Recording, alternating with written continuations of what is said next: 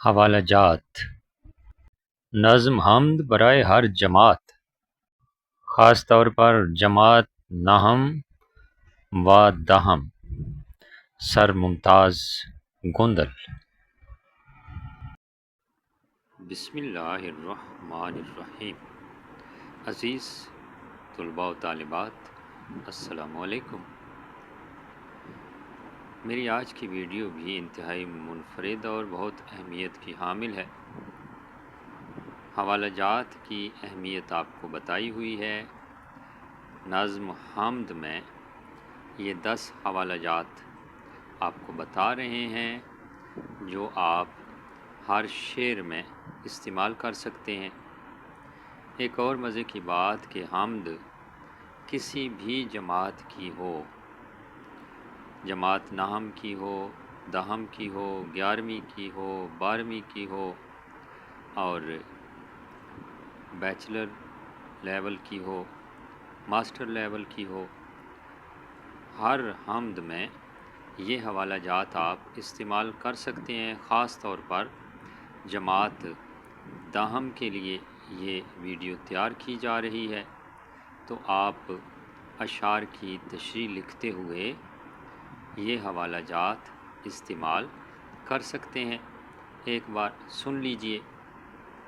پہلا حوالہ ہے: بے شک اللہ ہر چیز پر قادر ہے۔ یہ قرآن کی آیت کا ترجمہ ہے۔ دوسرا حوالہ: اللہ کے سوا کوئی معبود نہیں۔ اور تیسرا: اللہ ایک ہے۔ یہ سورہ توحید کی آیت کا ترجمہ ہے۔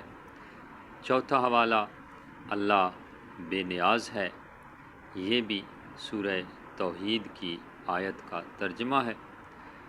حوالہ نمبر 5 شعر ہے ایک: بندہ تو گناہ گار ہے تو رحمان ہے مولا، بندہ تو گناہ گار ہے تو رحمان ہے مولا، بندے پہ کرم کرنا تیری شان ہے مولا۔ حوالہ نمبر 6 ایک اور شعر: کوئی تو ہے جو نظام ہستی چلا رہا ہے، وہی خدا ہے، وہی خدا ہے۔ حوالہ نمبر 7 زمیں کو رونقیں بخشیں تیرے ہی نور نے مولا، زمیں کو رونقیں بخشیں تیرے ہی نور نے مولا، فلک کی گہما گہمی بھی ہے تیرے نور کے دم سے۔ یہ حوالہ نمبر 7 شعر کی صورت میں۔ حوالہ نمبر 8 یہ بھی بہت مشہور شعر ہے: نہ عزت سے نہ دولت سے نہ گھر آباد کرنے سے، نہ عزت سے نہ دولت سے نہ گھر آباد کرنے سے، تسلی دل کو ہوتی ہے خدا کو یاد کرنے سے۔ حوالہ نمبر 9 تم اپنے پروردگار کی کون کون سی نعمت کو جھٹلاؤ گے، یعنی سورہ رحمان کی جو آیت ہے فَبِأَيِّ آلَاءِ رَبِّكُمَا تُكَذِّبَانِ، اس کا ترجمہ یا مفہوم کی صورت میں بھی حوالہ آ سکتا ہے۔ اور پہلی سورہ مبارکہ کی پہلی آیت حوالہ نمبر 10 کی صورت میں: سب تعریفیں اللہ کے لیے ہیں جو سارے جہان کا پالنے والا ہے۔ یہ 10 حوالہ جات آپ نظم حمد کے کسی بھی شعر میں حوالے کے طور پر لکھ سکتے ہیں۔ اس کے علاوہ عزیز طلباء و طالبات، آپ کسی اور حمد کے اشعار بھی مناسبت سے لکھ سکتے ہیں۔ اس کے علاوہ کوئی قول آپ لکھ سکتے ہیں، کوئی بین الاقوامی سچائی آپ لکھ سکتے ہیں، اور یہ حوالہ جات آپ کی بہت معاونت کریں گے۔ پیارے بچوں، میری یہ کوشش ہوگی کہ آپ کے ہر سبق کے حوالے سے کچھ نہ کچھ حوالہ جات آپ کو لکھ کر دے دیے جائیں تاکہ آپ اچھی تشریح لکھ سکیں۔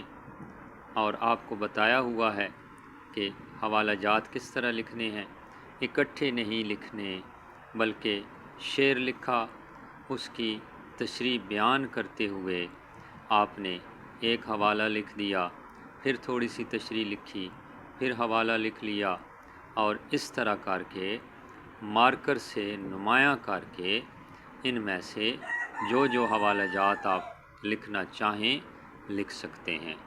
مجھے امید ہے کہ آپ اچھی طرح سمجھ گئے ہوں گے، اور مزید آگے نظمیں یا اسباق یا غزلیں جو بھی آئیں گی انشاءاللہ آپ کو حوالہ جات بتا دیے جائیں گے۔ دعاؤں میں یاد رکھیے گا، ملتے ہیں اگلی ویڈیو میں، تب تک کے لیے اللہ نگہبان۔